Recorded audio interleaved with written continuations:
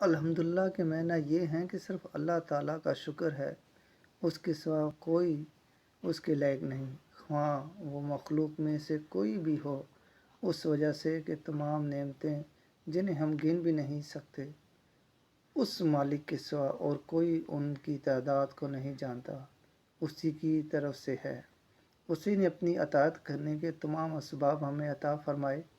اسی نے اپنے فرائض پورے کرنے کے لیے تمام جسمانی نعمتیں ہمیں بخشی، پھر بے شمار دنیاوی نعمتیں اور زندگی کی تمام ضروریات ہمارے کسی حق بغیر ہمیں بن مانگے بخشی۔ اس کی لازوال نعمتیں، اس کے تیار کردہ پاکیزہ مقام جنت کو ہم کس طرح حاصل کر سکتے ہیں، یہ بھی اس نے ہمیں سکھا دیا۔ بس